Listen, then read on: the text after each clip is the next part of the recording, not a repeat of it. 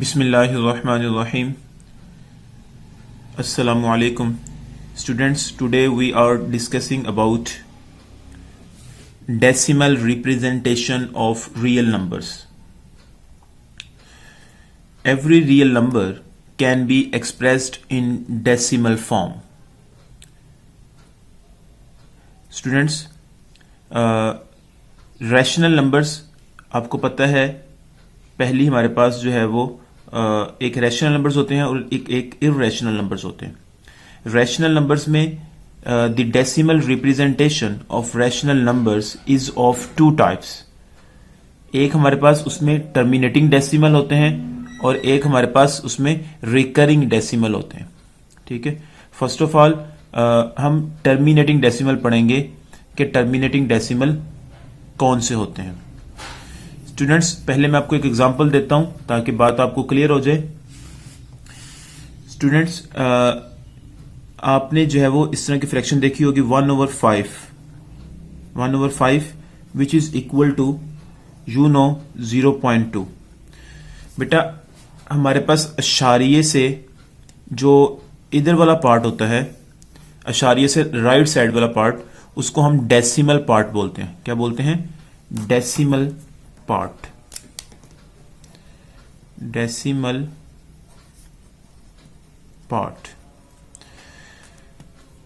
Students, अगर हमारे पास decimal part में जो डिजिट्स आ रहे हैं, बेटा इसको बोलते हैं डेसिमल पार्ट, और जो एलिमेंट्स होते हैं जो हमारे पास डेसिमल पार्ट के अंदर, उसको हम बोलते हैं डिजिट। क्या बोलते हैं?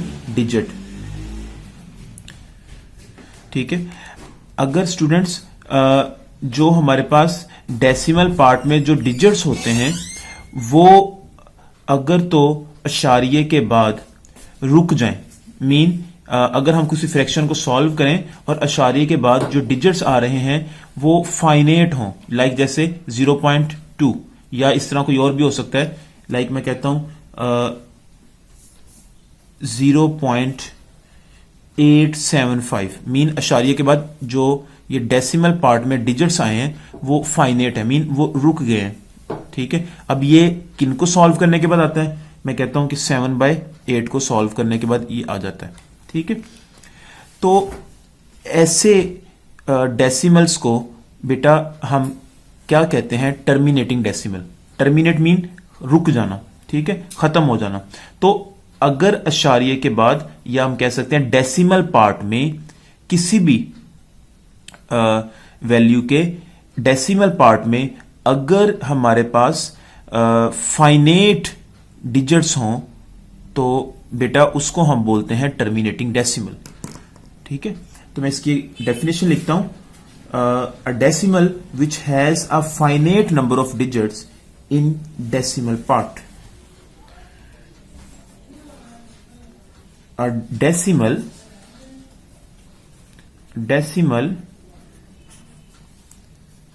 which has only a finite number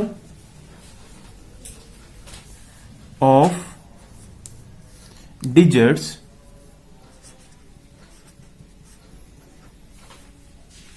in its decimal part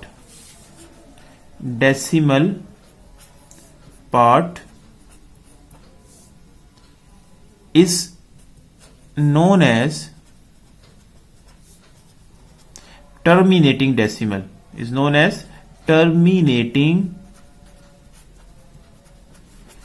decimal. Okay, students, a decimal which has only finite number of digits in its decimal part is known as terminating decimal. Now next term is recurring or periodic decimal. Students, like this मैं example लिखता हूं 0.333 ऐसे up to so on. हमारे पास अगर हम देखते हैं digit को, मतलब रिपीटेडली 3 आता जा रहा है, तो बेटा ये आता कैसे? अगर हम 1/3 को सॉल्व करें तो 1/3 को सॉल्व करें तो हम जो है वो 0.333 अप टू सॉन रिपीटेडली आता जाएगा। ठीक है, तो इसको हम बोलते हैं रिकरिंग डेसिमल या फिर पीरियोडिक डेसिमल। मीन कहने का कि अगर डेसिमल पार्ट में, ये हमारे पास डेसिमल पार्ट था, अगर डेसिमल पार्ट में डिजिट्स रिपीटेडली वही आते जाएं, मीन जैसे 3 था तो 3 के फौरन बाद 3 ही आ गया, फिर 3 नेक्स्ट के फौरन बाद फिर 3 आ गया, तो रिपीटेडली वही अगेन डिजिट आता जाए जो पहले था और उसी सीक्वेंस से आता जाए, तो बेटा ऐसे डेसिमल को हम रिकरिंग और पीरियोडिक डेसिमल बोलते हैं। ठीक है, और इसी तरह बेटा हम कई एग्जांपल्स लिख सकते हैं। ठीक है, तो इसकी मैं डेफिनेशंस लिखता हूं।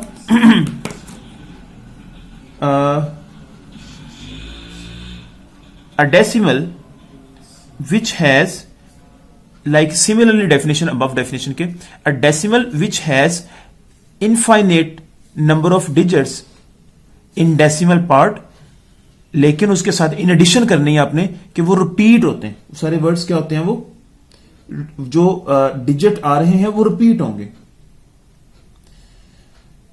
A decimal in which one or more digit repeatedly infinitely, a decimal in which one or more digits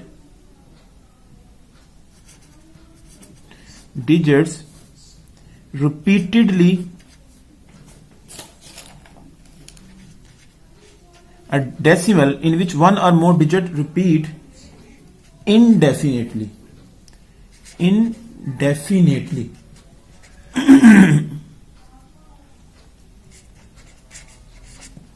ठीक है, तो उसको हम बोलते हैं रिकरिंग डेसिमल और पीरियोडिक डेसिमल। अब स्टूडेंट्स, अभी मैं शुरू में बात कर रहा था आपसे कि टर्मिनेटिंग डेसिमल और रिकरिंग डेसिमल और पीरियोडिक डेसिमल, ये हमारे पास दोनों तरह के डेसिमल्स रैशनल नंबर्स होते हैं। ठीक है, तो मीन अगर हमारे पास कोई डिजिट फॉर्म में हमारे पास कोई अशारिये में हमारे पास कोई अगर वैल्यू आता है, तो उसको भी हम डायरेक्टली देख के बता सकते हैं कि क्या वो रैशनल है या इर्रेशनल है। इससे पहले हमने सीखा था कि हमारे पास फ्रैक्शन में कोई नंबर आए, ठीक है, तो फ्रैक्शन में हमने पढ़ा था कि P/Q, मीन फ्रैक्शन से ऊपर वाला जो P है वो बिलोंग करना चाहिए Z से, और नीचे वाला Q जो है वो भी Z से बिलोंग करना चाहिए। तो हम उसको बोलते थे कि वो हमारे पास रैशनल है। और अगर P/Q की फॉर्म में हम अपने प्रॉब्लम को, अपने वैल्यू को ना लिख सकें, तो बेटा हम उसको बोलते थे वो इर्रेशनल नंबर था। ठीक है, अब हम जो बात पढ़ रहे हैं वो ये पढ़ रहे हैं कि अगर हमारे पास कोई डिजिट में कोई हमारे पास अशारिये में वैल्यू आता है, तो उस अशारिये वाले वैल्यू को हम डायरेक्टली देख के बता सकते हैं कि क्या वो रैशनल नंबर है या इर्रेशनल नंबर है। तो अब हमने सीख लिया कि रैशनल नंबर में हमारे पास दो तरह के डिजिट्स होंगे, दो तरह के हमारे पास वैल्यू आ सकती हैं। एक हमारे पास अगर अशारिये के बाद वैल्यू फाइनेट हो, अशारिये के बाद जो डिजिट्स हैं वो फाइनेट हो, तो ऐसे डेसिमल को हम टर्मिनेटिंग डेसिमल बोलते हैं और वो रैशनल नंबर होता है। सिमिलरली अगर अशारिये के बाद जो डिजिट्स आ रहे हैं, या हम कह सकते हैं जो डेसिमल पार्ट में जो डिजिट्स हैं वो अगर इनफाइनेट हो, मीन इनफाइनेट हो, लेकिन उसके साथ इन एडिशन रिपीटेड हो, मीन फर्स्ट वैल्यू के बाद सेकंड वैल्यू आ जाए, सेकंड वैल्यू के बाद अगेन नेक्स्ट वैल्यू आ जाए, मतलब वही वैल्यू बार बार रिपीट होते जाए उसी सीक्वेंस के साथ, तो ऐसे जो है वो हम डेसिमल पार्ट को, ऐसी डेसिमल को हम बोलते हैं रिकरिंग और पीरियोडिक डेसिमल। और स्टूडेंट्स, ये दोनों टाइप्स जो है रैशनल, रिकरिंग, पीरियोडिक डेसिमल और टर्मिनेटिंग डेसिमल, ये दोनों टाइप्स हैं हमारे पास रैशनल नंबर्स की। ठीक है, अब क्लास मैम थर्ड, अब हम आपको पता है इस बात का कि अगर हमारे पास 0.2 मीन अगर हमारे पास कोई डेसिमल में वैल्यू लिखा हुआ है, तो उसको आपको कन्वर्ट करना आता है कि उसको फ्रैक्शन में किस तरह कन्वर्ट करते हैं। ठीक है, अगर हमारे पास कोई डेसिमल में वैल्यू लिखा हुआ है तो उसको कन्वर्ट करना आता है कि वो किस तरह फ्रैक्शन में लिखा हुआ है। हम क्या करते हैं, हम बेटा यही करते हैं ना कि अशारिये को खत्म करने के लिए क्या करते हैं, इसके नीचे 1 लगाया, ठीक है, और इसके आगे जितने वैल्यूज आ रहे हैं उतने सिफर लगा दिए, ठीक है। तो एक वैल्यू आ रहा था उसके आगे एक सिफर लगा दिया, तो मीन इसको सॉल्व करेंगे तो हमारे पास 1/5 आ जाएगा, ठीक है। इसी तरह अगर हम यहां पे देखते हैं तो अशारिये के नीचे 1 लगाया तो आगे जितने वैल्यूज आ रहे हैं थे वो सिफर लगाए, अब अशारिया खत्म हो चुका है, तो बेटा इसको हम 875 को हम जब डिवाइड करेंगे 1000 के ऊपर तो बेटा आंसर 7/8 आ जाएगा, ठीक है। अब इसी तरह बेटा यहां पे भी वैल्यू है, लेकिन यहां पे थोड़ा सा वर्किंग करने का स्टाइल डिफरेंट है। यहां पे हम जब अशारिये के नीचे, ठीक है, 1 लगाएंगे और उसके आगे वैल्यू सेम आ रहे हैं, ठीक है, तो उसके लिए वर्किंग करने का स्टाइल डिफरेंट है कि किस तरह 1/3 आता है, वो मैं आपको नेक्स्ट बताता हूं अभी कि इसमें हम कैसे, अगर हमारे पास कोई वैल्यू अशारिये में मौजूद हो तो उससे हम किस तरह फ्रैक्शन में जा सकते हैं।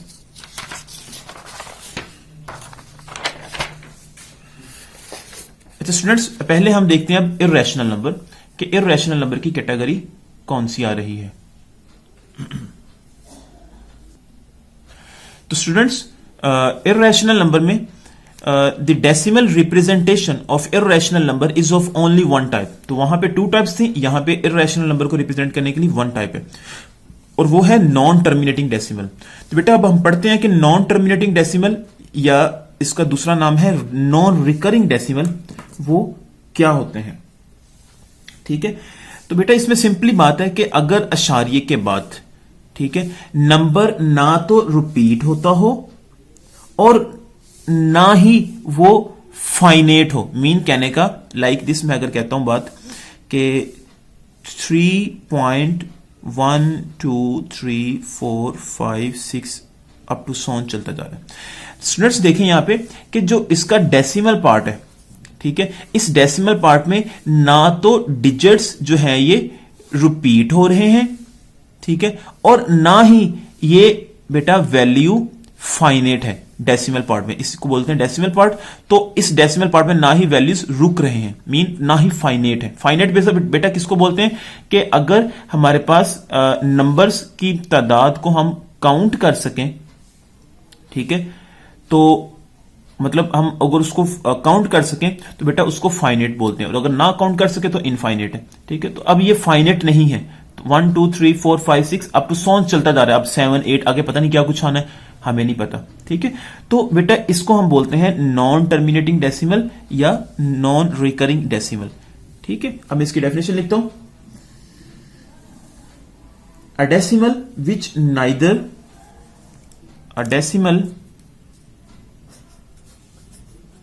a decimal which neither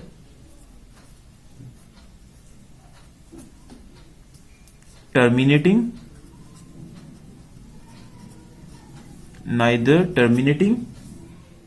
nor it is recurring,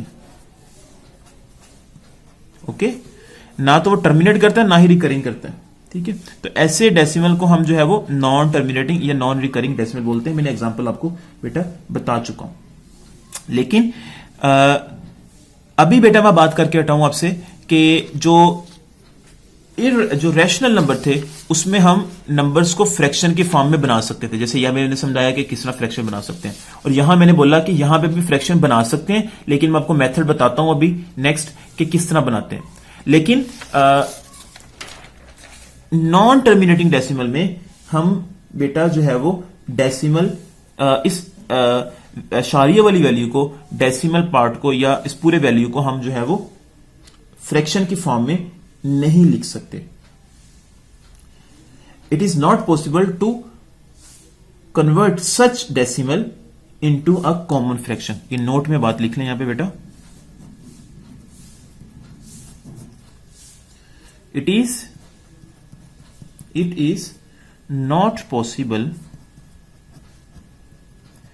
is not possible to convert to convert a decimal into a common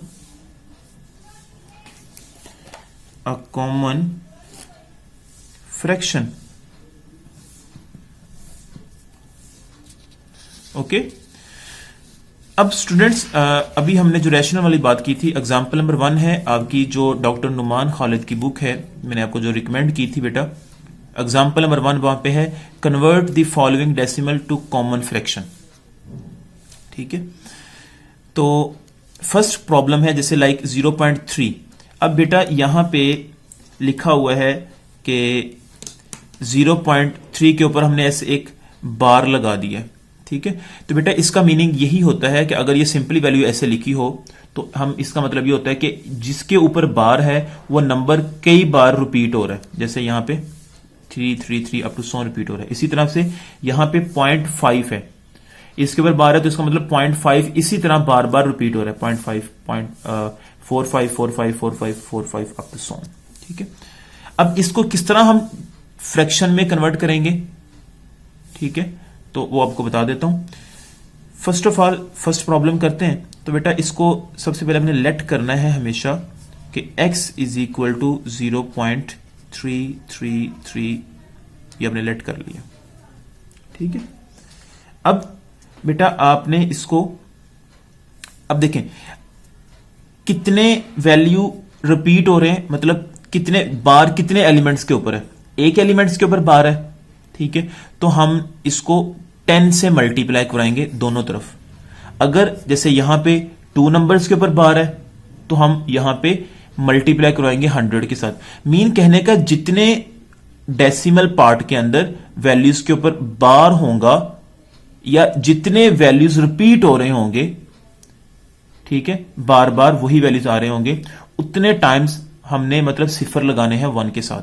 ठीक है, लाइक दिस मैं यहां पे करता हूं बात अशारिया 0.3 बार, तो मैं करता हूं मल्टीप्लाई बाय 10 बोथ साइड्स। अब अशारिये के बाद एक नंबर के ऊपर बार आ रहा था या एक नंबर बार बार वही रिपीट होता जा रहा था, तो मैंने 1 के साथ एक सिफर लगा दिया। अगर 2 नंबर्स बार बार रिपीट हो रहे हैं, ठीक है, या 2 के ऊपर बार है, तो बेटा वहां पे 1 के साथ 2 सिफर लगा देंगे। समझ आ गई बात की? अगर 3 होते तो फिर हमने 1 के साथ 3 सिफर लगा देने थे। तो अब उसी को मल्टीप्लाई कर देंगे बोथ साइड्स, देन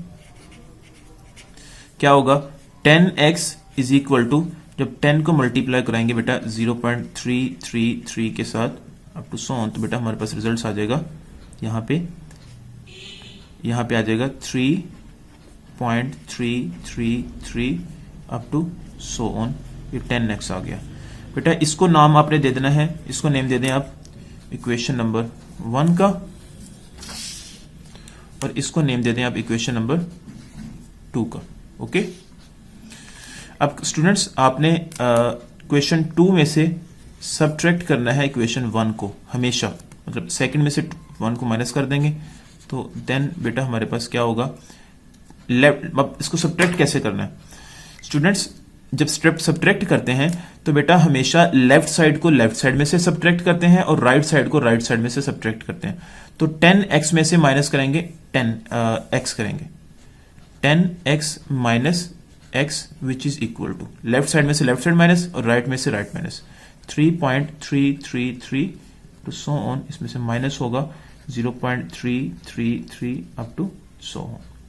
ठीक है, तो बेटा अब इसको जब सॉल्व करेंगे अगर, तो 10 में से 1 गया तो 9x आ जाएगा। यहां पे क्या आ जाएगा, यहां पे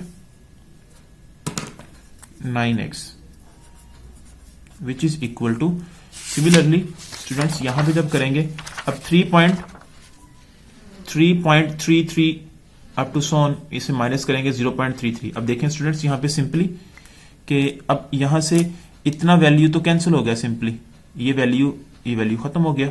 ठीक है, पीछे हमारे पास सिर्फ रह गया 3। ये इसे कैलकुलेटर पे भी कर सकते हैं सॉल्व आप, या सिंपली आप देखें 3.333 अप टू 100, इसमें से माइनस करेंगे जब इस वैल्यू को, तो ये 33 वाला जो अप टू 100 वाला है, तो ये बेटा कैंसिल हो जाएगा, पीछे हमारे पास सिर्फ 3 रह जाएगा, विच इज इक्वल टू यहां पे 3 रह जाएगा। और ये बेटा जब दो चीजें आपस में मल्टीप्लाई हो रही हो तो उधर आके क्या होती हैं, वो डिवाइड होती हैं। बेटा सॉल्व करेंगे 1/3, एक्स का वैल्यू क्या आ जाएगा यहाँ पे 1/3। तो बेटा यहां से हमने फाइंड कर लिया। अब शुरू में बेटा मैथ्स के अंदर रूल होता है कि जो चीज शुरू में लेट की होती है उसको वापस भी करना होता है। तो शुरू में एक्स लेट आपने किसको किया था बेटा, एक्स लेट हमने किया था शुरू में 0.33 को, ऐसे ही है। इसको वापस कर दें तो क्या होगा यहाँ पे 0.333 up to so on, which is x की जगह पे लिख दिया और 1/3। तो ये बेटा हमारे पास रिक्वायर्ड रिजल्ट आ जाएगा यहाँ पे। ओके, कि हमने कन्वर्ट कर दिया 0.33 को 1/3 मीन उसको फ्रैक्शन फॉर्म में कन्वर्ट कर दिया। सेकेंड पार्ट बेटा जो है वो 0.45 वाला, वो आपने खुद करना है, डू योर सेल्फ।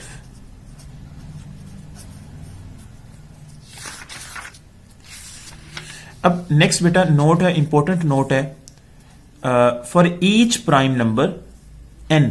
बेटा prime number you know very well कि प्राइम नंबर क्या होते हैं, ऐसे नंबर्स जिनके डिवाइजर ओनली 2 नंबर्स हों। लाइक मैं बात करता हूं बेटा कि हमने ये बात पढ़ी हुई है कि प्राइम नंबर इक्वल होते हैं 2 है, 2 से स्टार्ट होते हैं 3, 5, 7 अप टू सोन या 11 अप टू सोन।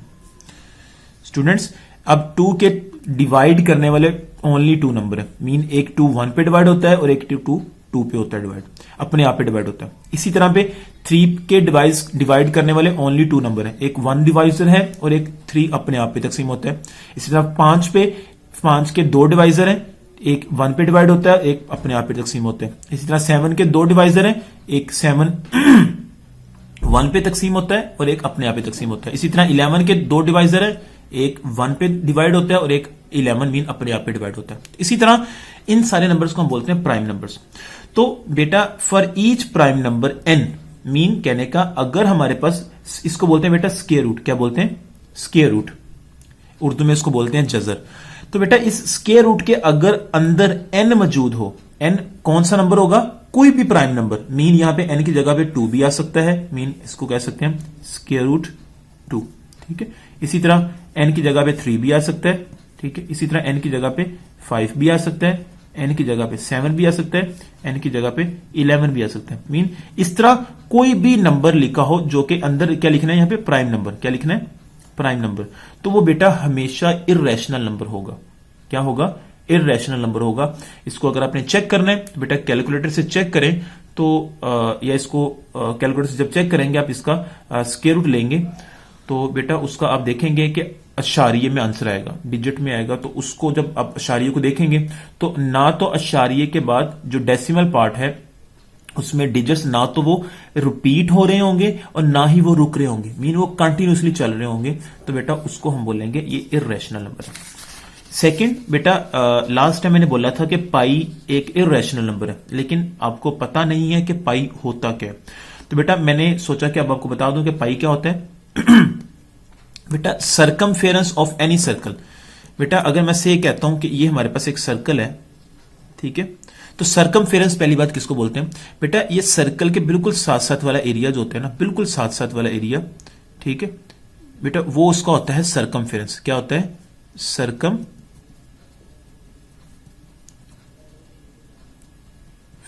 ठीक है, ये सर्कल का सरकमफेरेंस होता है, ठीक है। और सर्कल का बेटा इसको बोलते हैं सेंटर होता है, और सेंटर से किसी भी पॉइंट तक का फासला सर्कल के सेंटर से किसी भी पॉइंट तक का जो डिस्टेंस होता है बेटा वो उसका रेडियस होता है। आप इधर को ले लें रेडियस या आप इधर को देख लें तो बेटा ये सेम होगा, इधर को बात कर लें। लेकिन अगर हम ऐसी लाइन जो कि सर्कल की बाउंड्री लाइन को भी टच करे और वो सेंटर से भी पास करे, देखें अब ये लाइन जो है बाउंड्री लाइन को भी टच कर रही है, दोनों बाउंड्रीज को भी टच कर रही है और सेंटर से पास भी कर रही है, तो बेटा ऐसी लाइन को हम क्या बोलते हैं, रेडियस डायामीटर बोलते हैं। क्या बोलते हैं इसको, ऐसी लाइन को हम क्या बोलते हैं, डायामीटर बोलते हैं, ठीक है। और बेटा डायामीटर किसके इक्वल होता है बेटा अगर हम 2r को मिला लें, मतलब 2r को अगर 2 से मल्टीप्लाई कर दे, देखो एक r यहां से यहां तक है और दूसरा r यहां से लेके यहां तक है, अगर मैं r को 2 से मल्टीप्लाई कर दूं तो बेटा वहां से हमारे पास डायमीटर आ जाएगा। समझ आ गई बात की। और बेटा सर्कल के सर्कमफेरेंस का जो फॉर्मूला होता है वो होता है 2 पाई r होता है। ये बेटा आपने याद रख लेना है कि ये फॉर्मूला ये होता है। तो अगर आप वैल्यू पुट करें यहाँ पे, सर्कल के सर्कमफेरेंस की वैल्यू क्या होती है, वो 2 पाई r फॉर्मूला होता है जनरल, और लेंथ ऑफ डायमीटर जो होती है बेटा वो क्या होती है, 2r होती है। अभी बताया मैंने आपको। अब ये r से कैंसिल, 2 से कैंसिल, तो बेटा रिमेनिंग हमारे पास जो रिजल्ट आएगा वो आएगा सिंपली पाई। ठीक हो गया।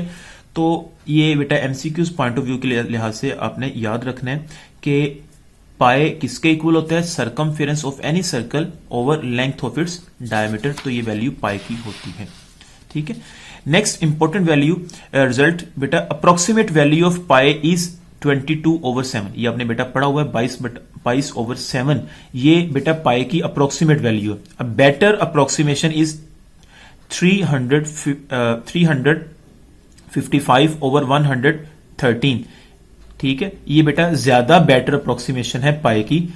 And a still better approximation is 3.14159।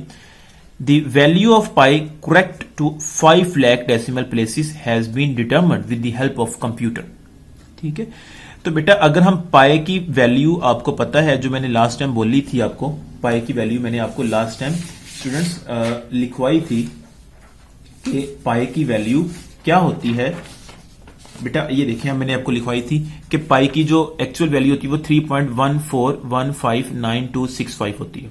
लेकिन अगर हम इसको कैलकुलेट करें 22/7 को, 22/7 को, तो बेटा उसका आंसर हमारे पास क्या आएगा 22/7 का, बेटा वो आंसर आ जाएगा 3.1414 के बाद जो वैल्यू आएगी बेटा वो इससे डिफरेंट होंगी, इससे डिफरेंट होंगी।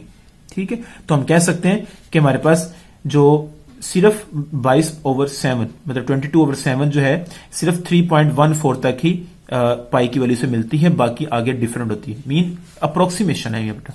इसी तरह सिमिलरली 355/113 ये भी बेटा वैल्यू 3.14 आगे नेक्स्ट 1 तक मिलती है, आगे जो वैल्यू आएंगी वो बेटा डिफरेंट होंगी पाई की वैल्यू से। ठीक है जी। तो इसी तरह जो कंप्यूटर से हम आजकल पाई की वैल्यू निकालते हैं वो ज्यादा बेटर आती है। वो 5 लाख तक हम जो है वो बेटर अप्रोक्सीमेशन निकाल सकते हैं। लेकिन बेटा एक इंपॉर्टेंट बात कि जो 22/7 है, हमने पढ़ा था पाई एक इर्रेशनल नंबर है। ठीक है। क्यों इर्रेशनल नंबर है? क्योंकि पाई की वैल्यू जो डेसिमल पार्ट में होते हैं वैल्यू, वो ना तो ये डेसिमल पार्ट वाली वैल्यू ना तो वो रुकती हैं और ना ही वो रिपीट होती हैं। जैसे रिपीट का मीनिंग ये होता है कि कंजक्टिव रिपीट होना चाहिए ना, जैसे 14 के बाद फिर 14 आए, 14 के बाद फिर 14 आए, जैसे मैं कह सकता हूं 14 15, इसके बाद फिर दोबारा क्या है 14 15, लेकिन ऐसा नहीं हो रहा। लेकिन जो 22/7 के केस में है उसमें बेटा वैल्यू रिपीट होती है 5 डेसिमल के बाद। ठीक है। तो हम फिर कह सकते हैं 22/7 एक रैशनल नंबर है। 22/7 एक बड़ा इंपॉर्टेंट एमसीक्यूज होता है, वो एक रैशनल नंबर है बिकॉज क्योंकि जो डेसिमल पार्ट में वैल्यूज आती हैं वो रिपीट होती हैं। अगर आप कैलकुलेट करें 22/7 को तो आप देखेंगे 5 या 6 डेसिमल के बाद, 5 या 6 डेसिमल के बाद वैल्यूज वही दोबारा रिपीट होना शुरू हो जाती हैं। ठीक है। तो ये आपने बेटा बी केप्ट इन माइंड, ये अपने जहन में रखना है अपने। तो नेक्स्ट बेटा स्टूडेंट्स इंशाल्लाह हम जो है वो इसको हम प्रूफ करेंगे नेक्स्ट लेक्चर में। Hopefully you will be understand this lecture, and if you have any problem students write in comment box or in WhatsApp group. Okay, Allah Hafiz.